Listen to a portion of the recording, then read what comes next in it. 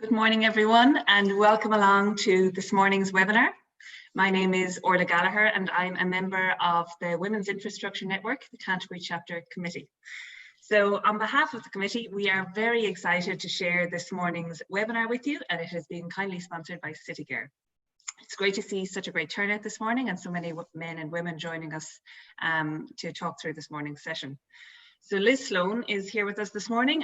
Liz is a certified holistic health coach. She will be guiding us through this morning's session, where she'll provide tools and examples on how we can thrive in times of uncertainty. So Liz is going to talk us through the presentation this morning, and will lead with some written activities. So it would be great if you could grab a pen and paper and have that to hand.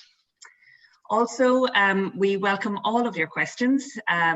These questions will all be filtered through to Liz anonymously. If you could please use the questions or the Q&A function at the bottom of the screen. These questions will be answered then at the end of the session. So please feel free to take some notes, but the slide deck will be shared to all participants following this morning's webinar. So now I'll pass you over to Liz and she can take it from here. Thanks, Liz. Thank you so much, Orla. I'm really excited to be here with everyone this morning. Just get these slides going for you guys. Okay, amazing. Great. So this morning we're going to talk about how to thrive in times of uncertainty. So as we all know, it's been a very unprecedented phase that we've been in, and a lot of stress and uncertainty and worry has come up. So I really do applaud you for being here this morning, for taking time out of what is a busy day to really devote some time to yourself. So in this workshop, we're going to look at creating your plan of how to thrive. So we're going to look at mental health, physical health, and mindset. So throughout this workshop, I'm really going to guide you to get clear on how to address your stress so that you can feel in control, how to choose some actions and tools that support your physical and mental health, and how to create a plan for how to implement them so you can actually thrive, and also how to ask powerful questions that really help you shift your mindset so that you can feel empowered, especially over the next few months. So the first thing we're going to look at, my main life hack, is really breathing. And you might think, well, that seems super simple. I do that already. I do that all the time.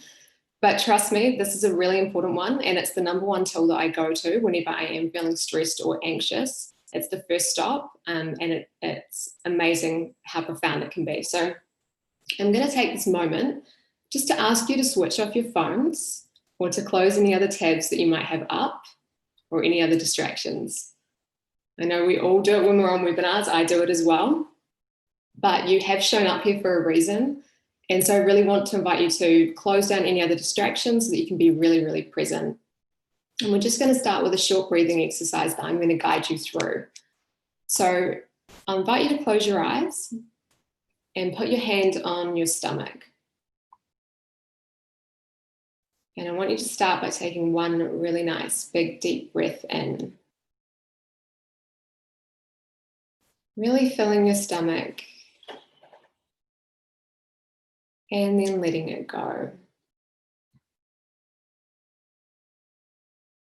And breathing in again.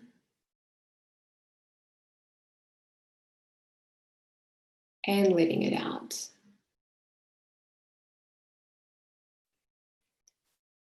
And as you continue breathing in this way, I want you to imagine that there's almost like a balloon in your stomach. And as you're breathing in, the balloon is filling up. It's pushing your hand away. And as you breathe out, the balloon's contracting and it's moving your hand closer to your spine.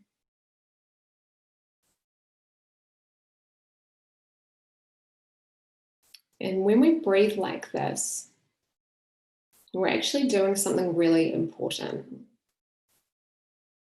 So we're actually shifting our nervous systems and how we operate. We're shifting from being in fight and flight And we're shifting to our parasympathetic nervous system, which tells our body that we're safe. So just keep focusing on this breath. And you might want to even imagine that you're somewhere sitting in the sunshine. So maybe you're on the beach, or maybe you're in a park. And you can just feel the sunshine pouring down onto the top of your head, pouring down across your face. Just noticing if you're holding any tension in your eyebrows, letting it go. Any tension in your jaw, letting go of any tension you're holding onto in your shoulders, down your back, maybe any knots in your stomach. You might have a work meeting or something on your mind today that's causing a bit of tension there. So again, just telling your body that it's really safe to let that go.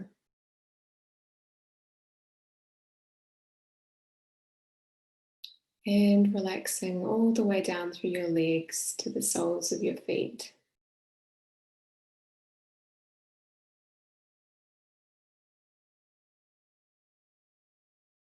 And taking one more nice big deep breath in. And letting it go.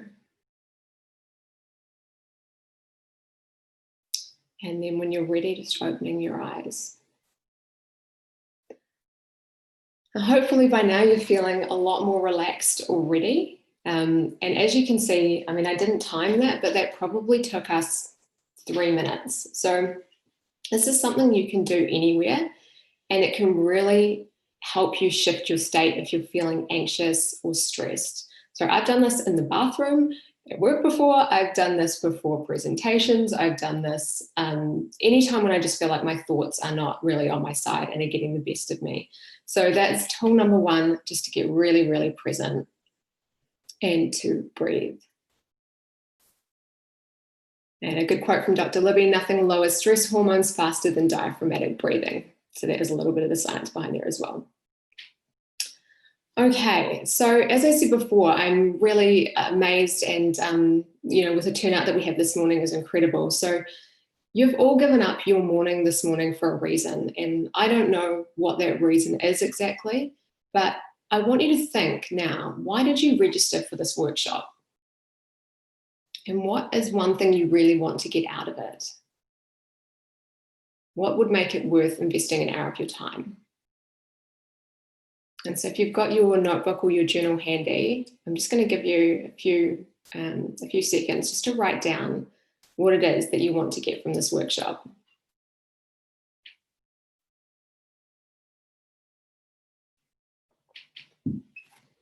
And of course, my intention is that with everything I've shared, that by the end of it, you should have your questions answered, your intention met. But if you haven't, there's definitely Q&A at the end. So make sure that you don't leave the workshop without having that answered. Okay, so we're going to start with mental health, and we're really going to dive right into it. So fear, stress, and anxiety.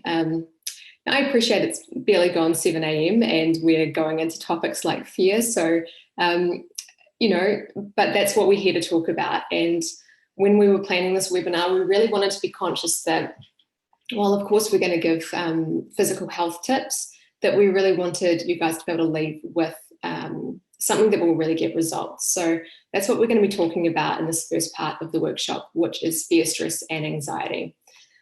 So let's go there. What are you feeling stressful or fearful about right now? It might be money and finances, might be going back into social environments like work or cafes, might be working from home and trying not to kill your family at the same time. It might be your health or something else. So again, just grab your notebook and write down the first things that come to mind. about what's causing you stress right now.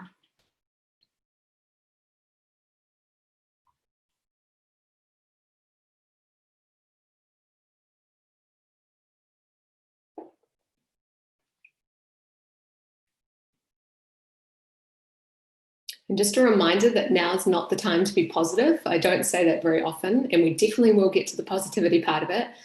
But this isn't the point to avoid your fear or positive over it, because fear can actually be really valuable when you listen to it. And when we listen to it, we can actually shift our stress faster.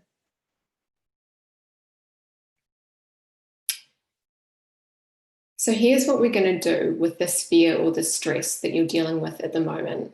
I like things to be really practical. So you can see this table here is a fear shifting exercise. So again, you'll get access to all of these slides after the webinar. So you'll be able to print these out as well and use them going forward. But essentially what we want to do is, when we're fearful, it's kind of all in our head and it gets worse and worse. So getting it down on paper gives us a way to manage it, to understand it, and to feel like we can take back control. The first question we want to look at when we are looking at shifting fear is, what am I afraid of? Which is the question I just asked you guys. And the second one is, what's the worst thing that could happen? Now, this is actually important because your brain will automatically go to a worst case scenario. That's just what our brain does if something's uncertain. So this answer for you will probably seem very overdramatic, but that's okay. Then you can go, okay, if that thing happened, what would I do? How likely is it that this will happen? Is it low, medium, or high? And then what actions can I take to minimize the likelihood of this happening and feel more in control? And then to start shifting into that positive mindset where you can make some better decisions, is what is the best thing that could happen? So to give you a quick example of that, one at the moment, a lot of people are worried about money. So you might have written down, what am I afraid of? I'm afraid we might not have enough to pay the rent or the mortgage next month. What's the worst thing that could happen? Your worst case scenario might be something like, we have to move out and we have nowhere to live and we live on the streets. And that might be what your brain's kind of subconsciously telling you right now. Okay, if you sit down and look at that, if that really happened, that worst case scenario, what would you do? And you'll probably realize you'll come up with a solution like, I guess we could crash at my brother's for a while. We could start looking for another opportunity to bring in money. These might not be things you necessarily want to do, but you could do if the worst case scenario happened, right? And then how likely is it that this will happen? Now, often when we're in fear, it's actually probably quite low, the thing that is our worst case scenario. At the moment, to be honest, it might feel like this is more of a medium, especially given everything you're hearing from people or the news. So that's totally fine if it feels quite high at the moment. And then, of course, the important step is, what actions can I take to minimize the likelihood of this happening and feel more in control? So you can do things like, okay, I could get really clear on our budget. We can get rid of any expenses or subscriptions that we no longer use. I could see if I could work some part-time hours somewhere else. I could write a plan of how I can add value to my work and present that to my boss outside my normal scope. So again, you'll notice that when you start looking at these actions you can take, you'll feel your physiology start to shift as well, because you're actually starting to feel more in control. It's no longer an abstract fear that's just dominating your thoughts. And then, of course, what's the best thing that could happen? You can bring yourself back to kind of more of a neutral state of mind, which is, we might be fine. We've had tough times before and we've survived. Although there are challenges right now, there's also a lot of opportunities. This could be a great time to focus on my health. Many new businesses are built during recessions. Trust that no matter what happens, I'll be able to come up with a solution. So hopefully you guys can see through there that there's actually a process, rather than feeling like you're stuck in fear or that fear is dominating you. You can actually have a really practical tool to shift yourself out of that. So what we're just going to spend a few minutes doing is just to move through this so that you guys can actually see how this works and implement it with the fear that you came up with originally. So again, just grabbing your journal, have a look at maybe your main fear or what's causing you stress at the moment. And I want you to write down, what am I afraid of?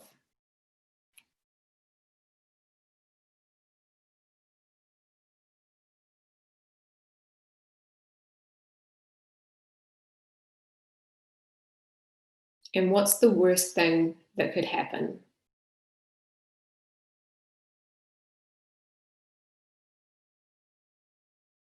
And just remember, if this is feeling uncomfortable, that's totally okay. Keep breathing. We're shifting through it.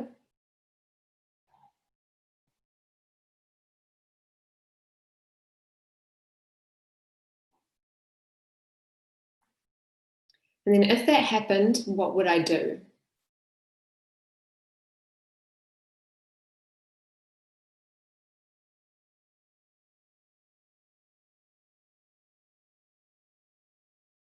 How likely is it that this will happen? Does it feel low, medium, or high?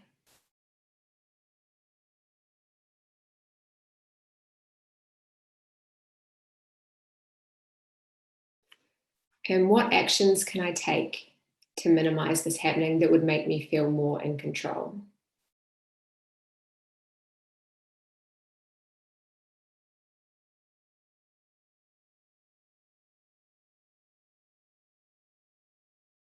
And if you're feeling stuck, that's okay. Just keep coming back to your breath and know that you have these slides so that you can go through this again later on as well if you need to.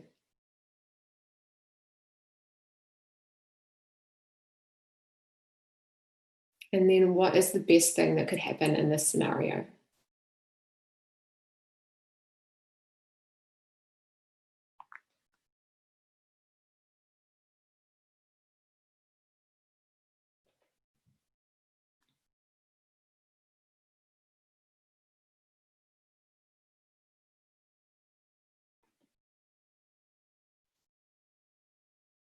Okay, so hopefully you guys can see that that's a process that doesn't actually take that long. Again, that's something that you could do in a lunch break, first thing in the morning, before you go to bed, if that is something. If you're feeling stressed and you're feeling like fear's not shifting, it's a very practical, quick way to ground it and to feel like you can take back a bit of control. So I mentioned earlier that fear is actually quite useful, and when we avoid it, it gets bigger and bigger and scarier. When actually, fear is your brain trying to protect you. So if you can have the conversation with the fear and actually, tell it what you'll do if that worst case scenario happens, you find that often melts away quite quickly. So fear is quite useful. Anxiety, on the other hand, isn't so much. And it is something that we all deal with. So if you're on this call and you've been feeling anxious, please first and foremost know that you're not alone. Whether it's about the current climate with work, whether it's about even just giving presentations at work or things that are on your mind, everyone or most people experience it in some area of their life. So just know that you're not alone in that. But anxiety is tricky because it's basically the fear of fear. So it kind of keeps us spinning in our heads when we really need to kind of land into what that fear is again so that we can move through a process and deal with it. And the best ways I've really found of dealing with anxiety is, first of all, to get out of your head and into your body. So first way to do this is obviously with breath. That's what we're doing partly there as well. We're bringing our attention to our body. And yoga or walking is really good too. Even just getting up and moving, you'll find that you shift your state by doing that as well.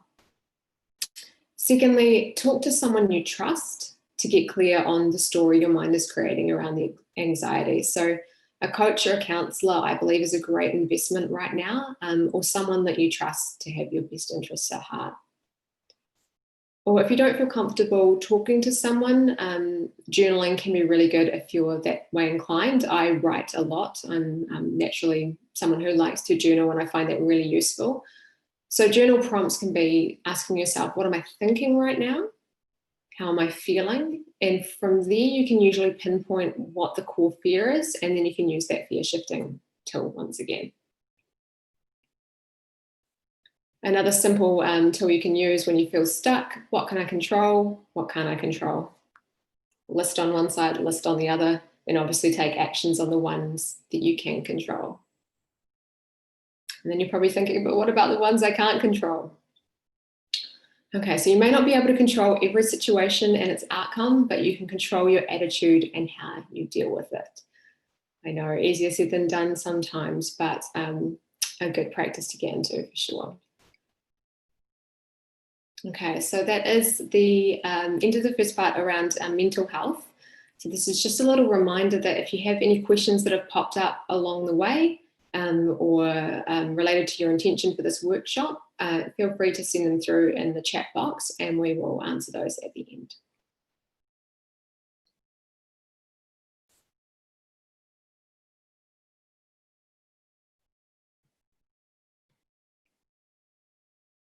Okay, so on to physical health. So obviously how we eat, we sleep and we move has a huge effect on our physical health and our mental health. So we're going to cover some of the things that are important in this area and how you can implement these as well. So what we eat contributes to our mood and how we feel, and whether we feel anxious or not as well. That can have quite a big effect on it. So we now have numerous studies obviously connecting our gut health to our state of mind.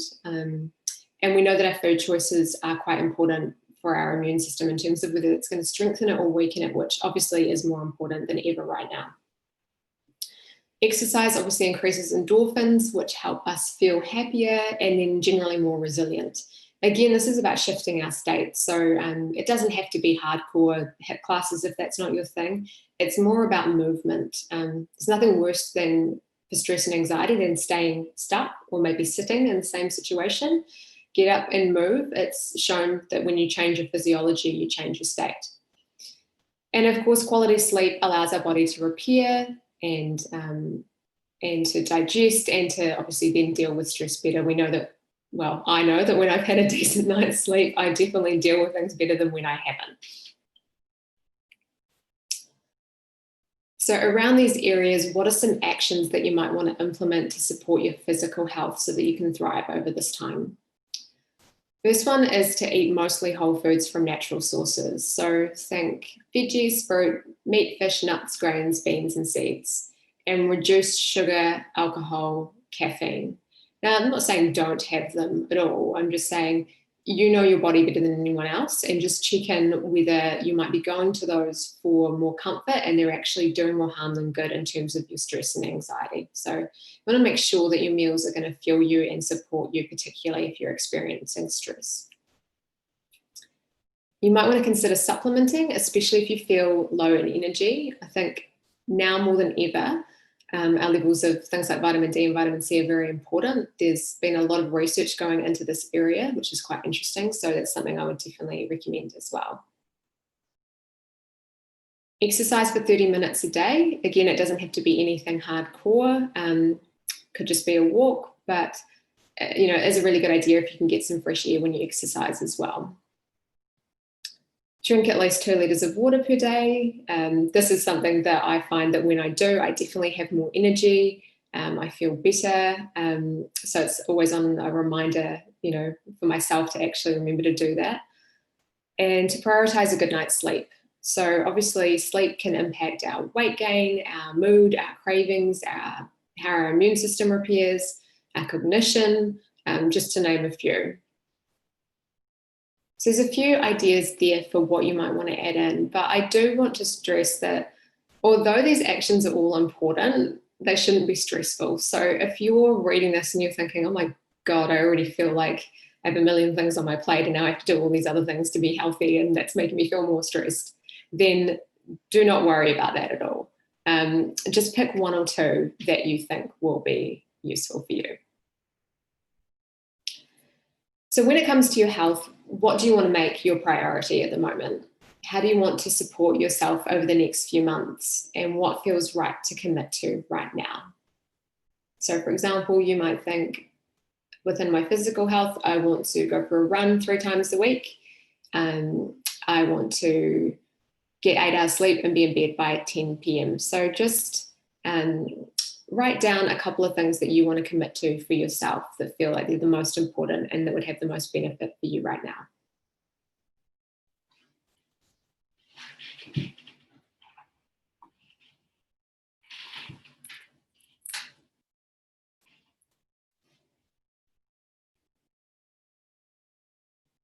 Okay, and how to thrive, make a plan. Anyone who knows me knows that I'm a planner. It comes with probably being a bit of a control freak, but this is how we make things happen. And I'm sure most people on this call are the same. You know, you work from a schedule, and that's partly where probably a lot of the uncertainty and stress is coming from at the moment, is a lot of our schedule and routine has gone out the window, and it's making us feel very unproductive and unsettled. So particularly with things like physical health, you know, we all know a lot of this stuff, right? We know we should eat a bit better, we should exercise, we should drink more water, we should get more sleep. But do we always do it? Not always. So how can we actually make a plan to thrive, especially in the next coming months? So the key to doing that is to connect our priorities into our habits and into our schedule. I say this a lot when I work with people: do not rely on intentions, and especially don't rely on to-do lists. You really need to put it in your schedule, because if it's not scheduled, it's not real. And you need to treat your priorities with yourself and your commitments to yourself the same as you treat meetings with your boss or your clients, which means scheduling them in and committing to them. Now, we're not going to have time to do this in this workshop, but I've included this in the slides for you guys so that you can do this at your own time. But this is something that's always really powerful in the workshops, and this is a time tracker. So this is basically where you can obviously scale out what you do, where you spend your time during the week. And it's always an exercise that gives a profound insight to people. They either realize that they didn't actually realize how much they worked, or how maybe out of balance their schedule actually was with their priorities. So obviously this is quite useful. I'll give you an example of what that kind of looks like when you scale it out. But the benefit as well is not only then do you schedule in your priorities, but you actually are more aware that while you might have had 10 things on your to-do list to do today, once you put it into a schedule and you factor in things like travel time, maybe not so much at the moment, but travel time or how long that's actually going to take, you might realize I can actually only do 5 things, and that's okay. But that again forces you to prioritize what your 5 things are, and it stops you from beating yourself up. You know, if you just work from a to-do list that had 10, you only get 5 done, you kind of feel like, oh, you know, maybe I didn't do enough today. When you put it in your calendar and you realize it's physically only possible to do these 5 things, then you can let yourself off the hook. So that's a really good way to set yourself up as well. And some more power habits that will really help you thrive over this time. One is to prep your food on a Sunday or on the weekend, and make sure you have a fridge and pantry full of meals and snacks that will support you throughout the week. So this doesn't actually have to take that long or be that complicated or be that fancy.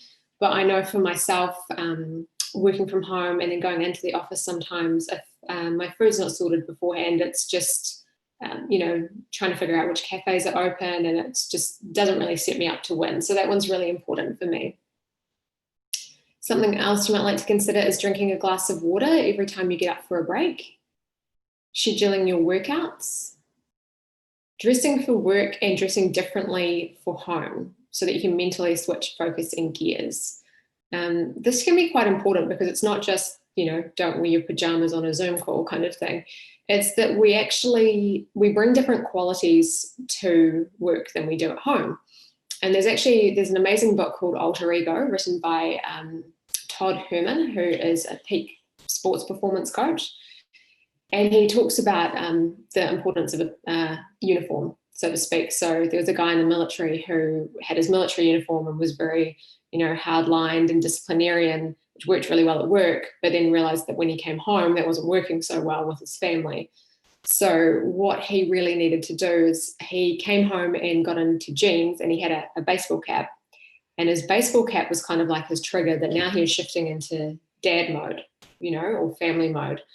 And with that, he associated more things like being more fun and being more spontaneous and maybe being more nurturing. So that can be quite a powerful way to also create some boundaries in your work and life balance, and to kind of help you separate the two a little bit more as well. and to schedule in downtime and breaks. So the myth that the harder we work, the more productive we are is rapidly being shattered, as I think most people would agree. And so if you really want to be a boss, I think take a lot of breaks. And to back that up, I've included this quote.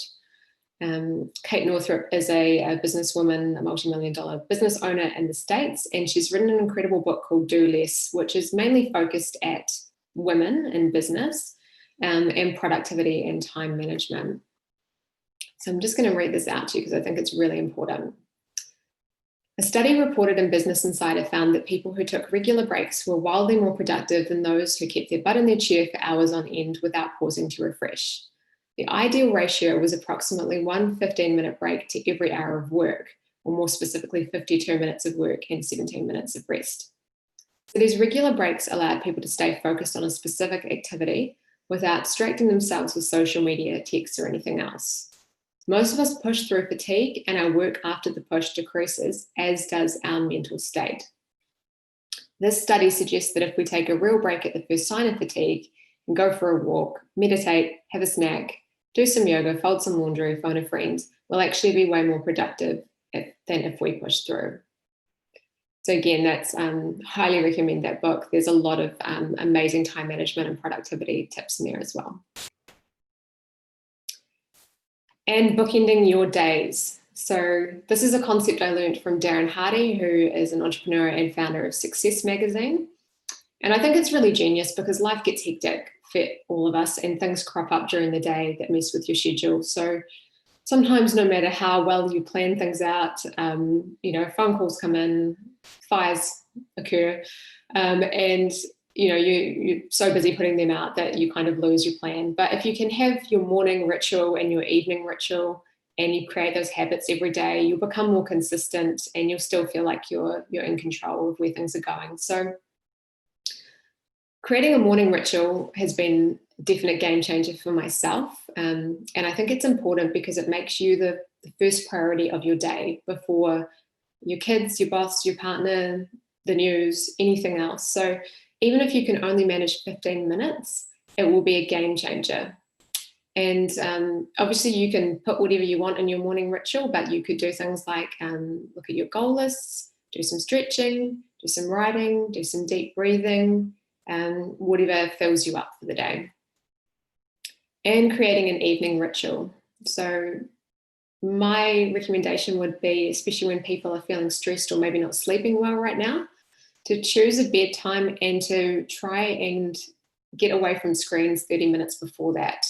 And maybe set up something like going into a dimly lit room and reading a book, or drinking peppermint tea, or listening to a meditation, something that you do at the same time every night that conditions your brain to, okay, this is what we're doing now. We're winding down so that we can sleep. And that will really improve your quality of sleep. Okay, so that was a little bit of a look at physical health and some things that we can implement to thrive there. And again, just if you have any questions on that, just feel free to pop them in the Q&A now.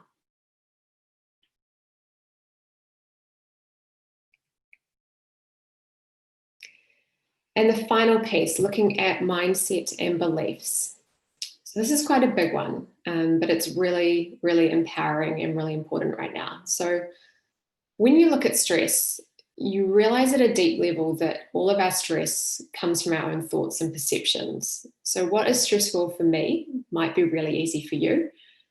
And so with that logic, experiencing stress really comes down to the meaning that we're giving to what's happening in our lives at the moment.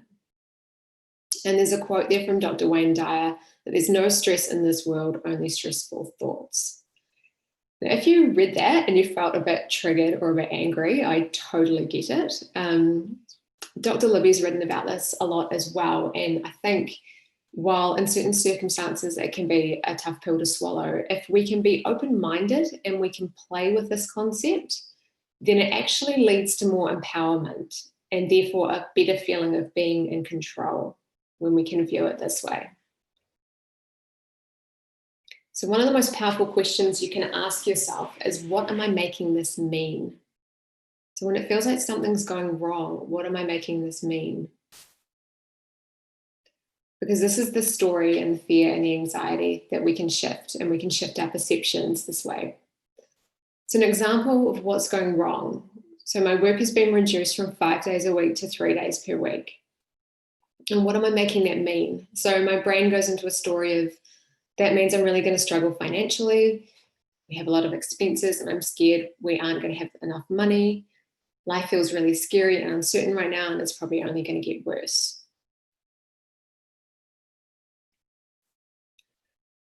What could you choose to make it mean? So you could look at that and say, okay, my work has been reduced from 5 days per week to 3 days per week. That means I might be struggling more financially, but actually as a family, we've never been happier. We realize we've spent quite a bit on stuff we don't really need prior to going into lockdown. We could probably be happy with a lot less. Maybe I could sell some extra stuff to bring in some more money. It might be fun to work 1 day a week somewhere creative, or maybe I'll volunteer, which is something I've always wanted to do but never had the time to do it. Now's a really good time to reassess my values and look at my schedule and my budget and make sure they're reflecting what's actually really important to me. This could be one of the best things that's ever happened for me.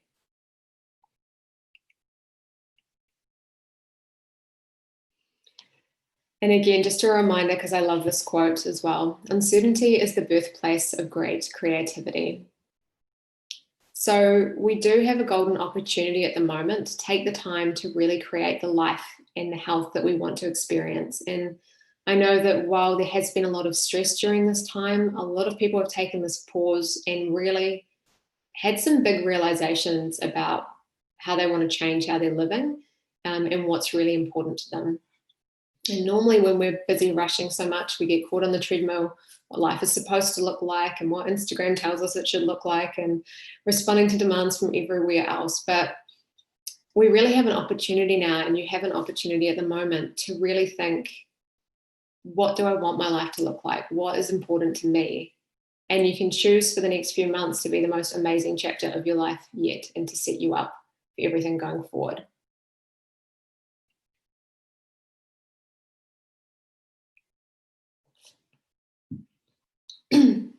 So to summarize what we've covered here today, how to thrive in times of uncertainty. Number 1, breathe. Always come back to your breath. Put your priorities and your health habits into a plan, because if it's not scheduled, it's not real. When fear comes up, take 10 minutes to journal about it, acknowledge it, and then shift it. Know what you can control and take action on it. And if you can't control something, control what you're making it mean, or the attitude that you have about it. And decide that this is going to be an amazing time for you and your family, where you can create the healthiest life possible, and try and stay away from anyone who wants to convince you otherwise. And just a final note around creating positive community and support.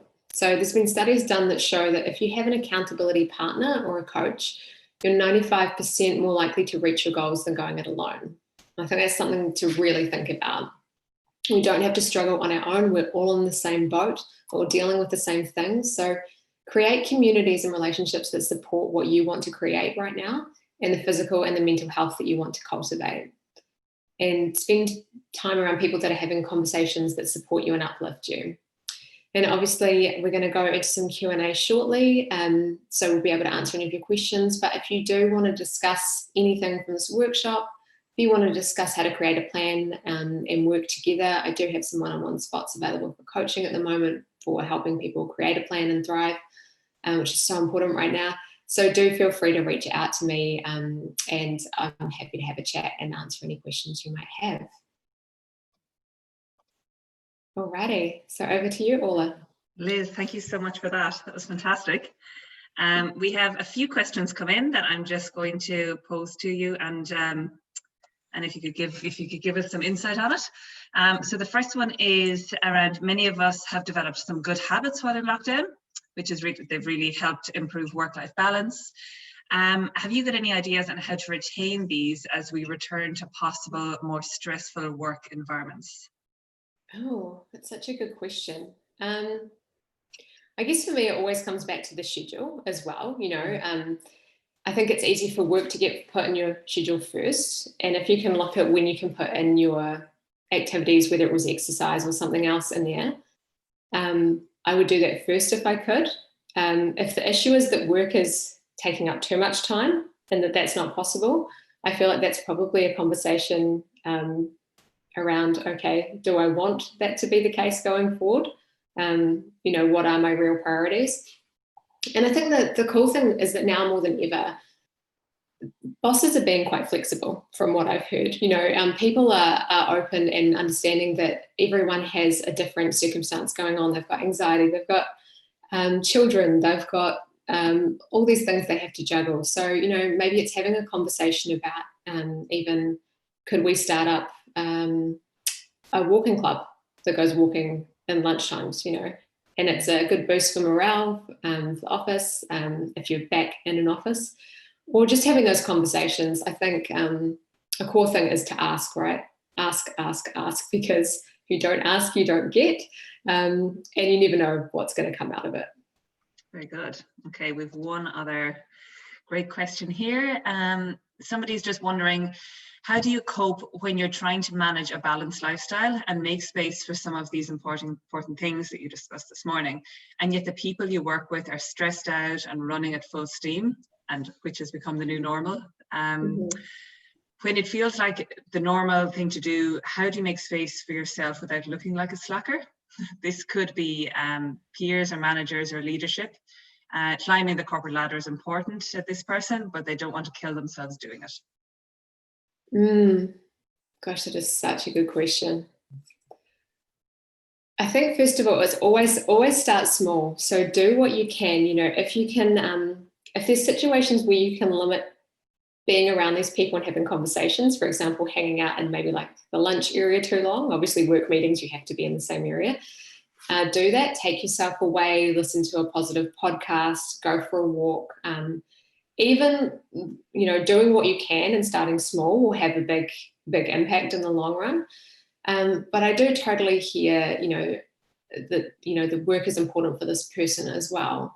So I would lean on things like the book that I recommended, Do Less, from Kate Northrup. This is a woman making multi-millions every year. She's not on her own in her thoughts and theories. So I would kind of be seeing if I could bring those into the workplace, to be honest, and say, look, there's a lot of studies being done right now around productivity and how, long term, you want to keep your workers feeling healthy and balanced, to get the best out of them as well. In studies like having breaks, having this 15-minute break every hour and that kind of thing, So I would kind of probably lean on experts or science to kind of see if the company can also shift a little bit so she can keep going for her goals and actually still feel balanced and grounded along the way. She or he, sorry, I'm assuming it's a she. Liz, thank you so much for that. I know for me this morning, I feel I'm going to get so much out of all the tools and advice you've given me, and I hope all the other participants here this morning feel the same. Just a few thank yous, obviously, to yourself. It's been great to hear it and present it so well. And as I said, I just think it's going to be extremely valuable for us. I'd also like to thank CityCare, as I said, for sponsoring the event, and to Infrastructure New Zealand, to Tara for setting all of this up for us. We're going to wrap it up there. I hope everybody has a great day, and I hope this webinar has been useful to you. Keep an eye out for our future events, and we look forward to seeing you in the future. Have a great day. Thanks, Ola. Thanks, everyone.